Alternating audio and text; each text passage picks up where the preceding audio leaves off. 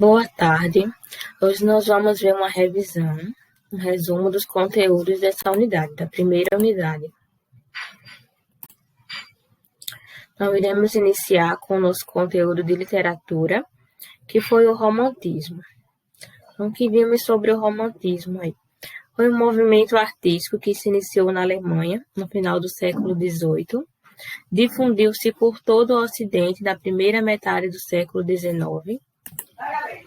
Movimentos artísticos e literários mostram visões de mundo marcadas por uma série de fatores, como o pensamento filosófico, as estruturas econômicas, a forma política e a organização da sociedade.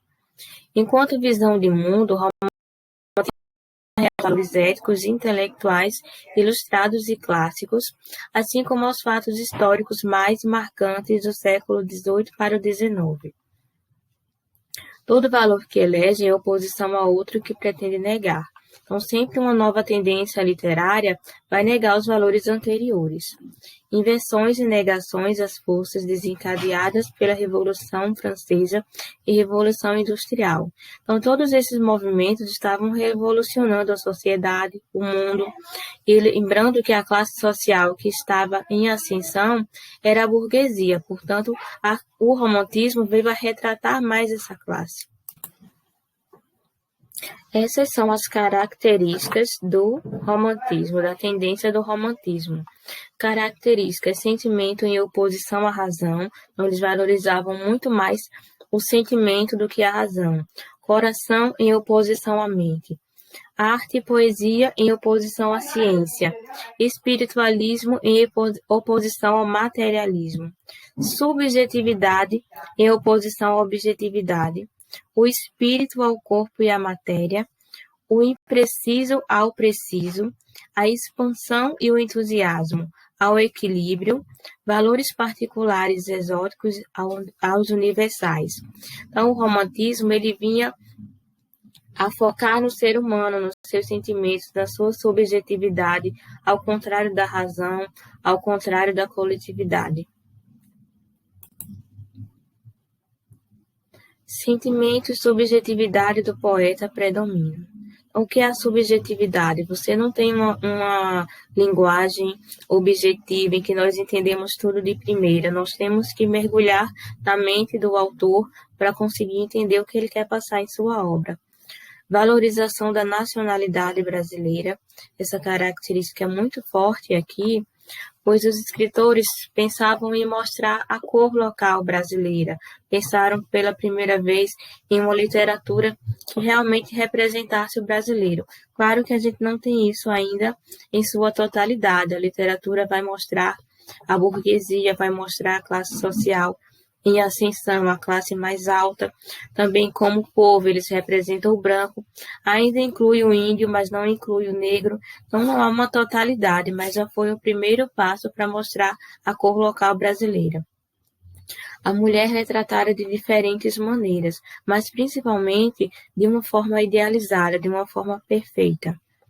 Amor idealizado com caráter sublime e transcendente.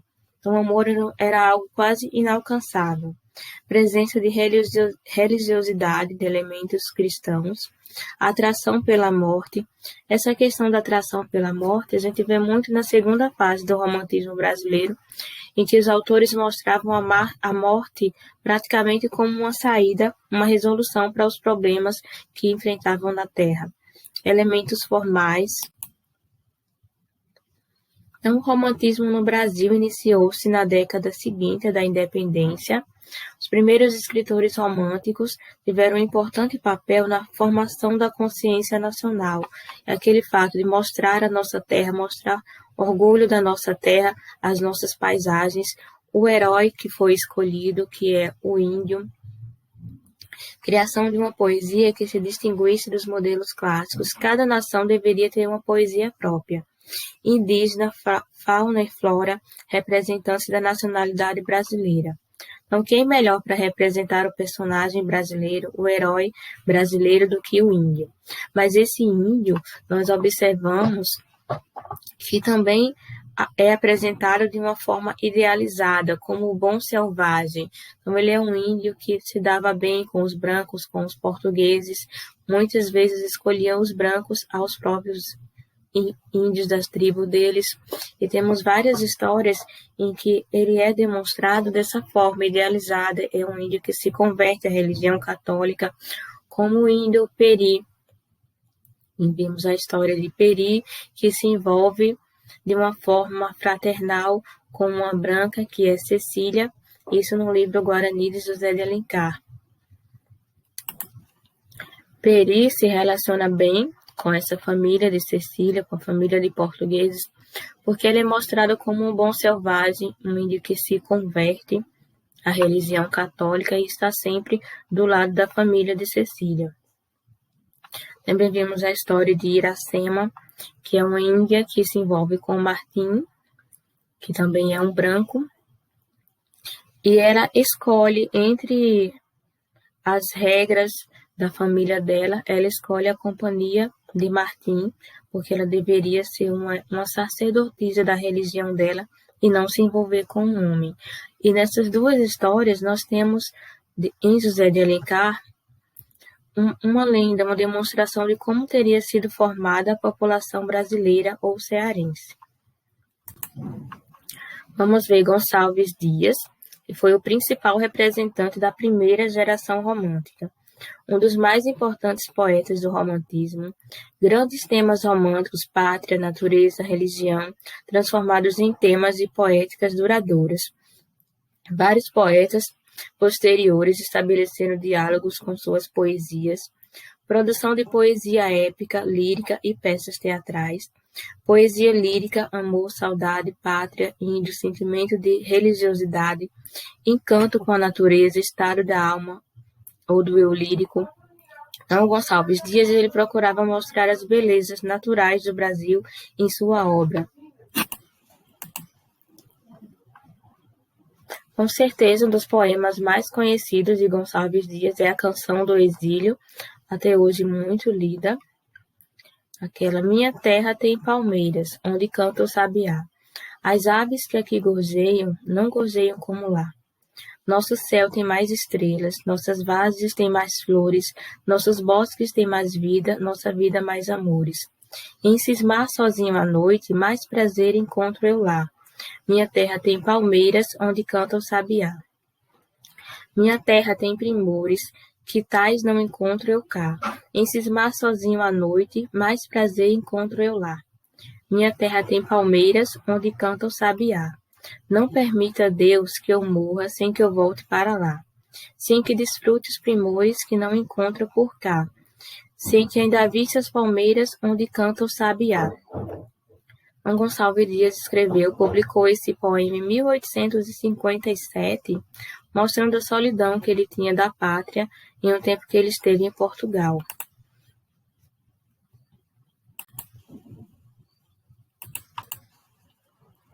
Na segunda geração romântica, nós temos mais o individualismo. Se na primeira eles estavam mais preocupados em elogiar a pátria, falar das belezas do Brasil, na segunda geração, os autores estavam muito focados no próprio sentimento, no individualismo. Esses autores demonstravam essas características, maior subjetividade. Essa fase também é chamada de ultrarromântica. O mundo interior, ou seja, os sentimentos dele. Os temas poderiam ser devaneios, amor, tédio, morte. Profundo pessimismo, mal do século, desinteresse por questões político-sociais. Então, esses escritores demonstravam uma profunda melancolia e, diante dos problemas, muitas vezes almejavam a morte, viam a morte como uma solução, um fim para tudo de ruim que havia na Terra. Um dos escritores mais conhecidos da segunda fase do romantismo é Álvares de Azevedo. E essas são algumas das características dele. Poesia sublime, elevada, inserção de elementos da realidade cotidiana, mulher associada a elementos prosaicos. Eles idealizavam uma mulher perfeita também, mas uma mulher muito ligada à morte, muito branca, muito pálida. Um trecho de um poema dele. Adeus, meus sonhos. Adeus, meus sonhos. Eu pranteio e morro. Não levo da existência uma saudade. E tanta vida que meu peito enchia, morreu na minha triste mocidade. Misérrimo, voltei meus pobres dias, a sina doida de um amor sem fruto. E minha alma na treva agora dorme, como o olhar que a morte envolve em luto. Que me resta, meu Deus? Morra comigo a estrela dos meus cândidos amores. Já não vejo no meu peito morto um punhado sequer de murchas flores.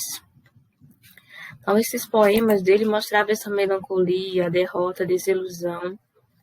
Eram realmente muito dramáticos. A terceira geração do romantismo já veio com um frescor totalmente diferente da segunda geração. Eles tinham uma característica de uma preocupação maior com o social. Geração Condoreira ou Goana, porque eles se baseavam no escritor Victor Hugo, eles se inspiravam nele. Na segunda metade do século XIX, houve a extinção do tráfico negreiro, emergência de novas forças econômicas, mudanças de concepções, de visões de mundo e do homem. E o escritor, ele estava antenado com esses acontecimentos históricos, com as mudanças do mundo ao seu redor. Ideias republicanas e abolicionistas, poetas tinham um importante papel na divulgação dessas ideias. Então, eles não tinham mais essa característica de se importar apenas com o individualismo, mas também tinham uma visão social e política muito grande. Foco nos problemas sociais, visão do eu modificado para o outro, mundo interior para o mundo exterior. Um dos escritores que possuem a obra mais rica é Castro Alves. Algumas características dele. Principal expressão poética do condoreirismo, que é a terceira fase do romantismo. Poesia lírica, época, social e drama. Então, ele escreveu poesias com todos os temas. Postura crítica em relação aos valores sociais e à situação política. Mundo exterior, sem cultivar o nacionalismo ufanista. Então, ele falava do mundo exterior, quer dizer, ele falava dos problemas sociais, falava do Brasil, mas não de uma maneira perfeita, encarando os defeitos que haviam, os problemas que haviam no Brasil. Tom eloquente, associação de sonoridade e imagens impactantes, a mulher adotada de corpo e alma. Eu vou ler um dos poemas dele com esse cunho social, um trechinho da Canção do Africano. Lá na úmida senzala, sentado na estreita sala, junto ao braseiro no chão, entoa o escravo seu canto, e ao cantar correm-lhe em pranto saudades do seu torrão. De um lado, uma negra escrava, os olhos no filho crava, que tem no colo a embalar, e a meia voz lá responde, ao canto e o filhinho esconde, talvez para não o escutar. Minha terra é lá bem longe, das bandas de onde o sol vem. Essa terra é mais bonita, mas a outra eu quero bem.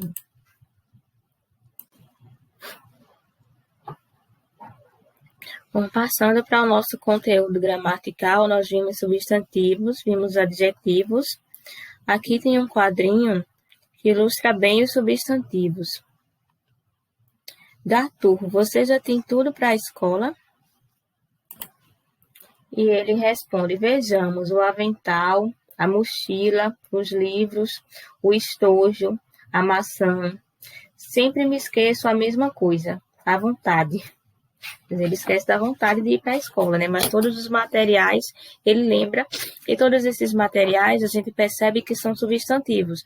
Todos eles são nomes de alguma coisa e o substantivo é justamente essa classe, a classe de palavras que nomeia todas as coisas, seres, sentimentos, palavras que nomeiam seres, qualidades, sentimentos e processos, apresentam gênero e número. Então, entre as 10 classes gramaticais, algumas são invariáveis. Algumas, como preposição, conjunção, são classes que não variam. Não tem plural, não tem feminino, masculino.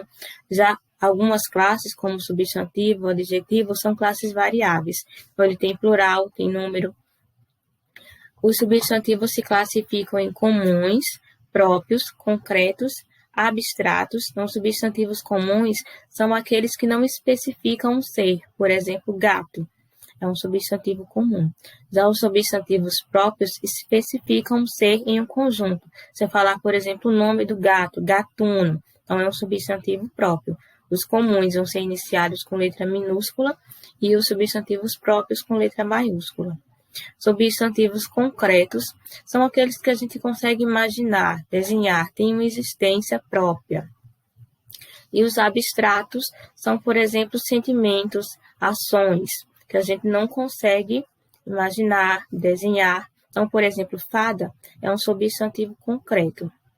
Saudade é um substantivo abstrato. Substantivos primitivos são aqueles que não dão origem a outras palavras.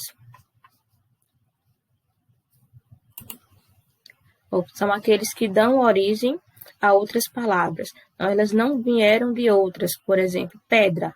Uma palavra que não veio, não teve origem de uma outra. Já os derivados vieram desses primitivos. Por exemplo, pedreiro, pedraria.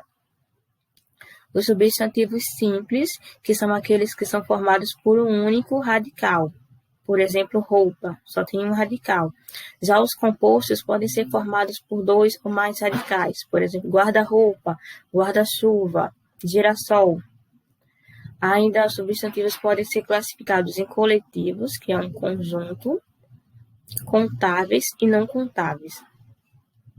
E os substantivos se flexionam em gênero, masculino, feminino e número, plural, singular. Lembrando que esse gênero não tem a ver com o sexo do ser. Então, objetos também as palavras podem ser divididas em gênero. É uma questão gramatical. E vimos o adjetivo, que são aquelas palavras que caracterizam, podem dar uma qualidade, um defeito. Se classificam também em simples, quando ele tem somente um radical, em compostos, quando tem mais de um radical, uniformes, biformes. A palavra inteligente, por exemplo, é um adjetivo uniforme, e só tem uma forma para o masculino e para o feminino. Você pode falar Maria é inteligente, João é inteligente. Já o biforme, existem 2 formas, uma para o masculino e uma para o feminino. Então, por exemplo, Maria é bonita, João é bonito. Existem as 2 formas. E, por último, vamos ver o documentário. Foi um gênero textual que não deu tempo, um gênero do discurso que não deu tempo. E a gente vê, vou deixar um link para que vocês assistam um documentário. É um gênero do cinema que se aproxima do jornalismo. O foco deles são fatos de pessoas reais. Então, é muito importante a gente assistir documentários porque a gente consegue aprender muita coisa com eles de uma forma divertida e leve. Produção envolve várias etapas: seleção de material, pesquisa, uso de fontes variadas, contato com pessoas. Então, ele vai ter entrevistas, vai ter pesquisa sobre o passado de quem ele vai documentar. É muito interessante. Envolve planejamento e organização.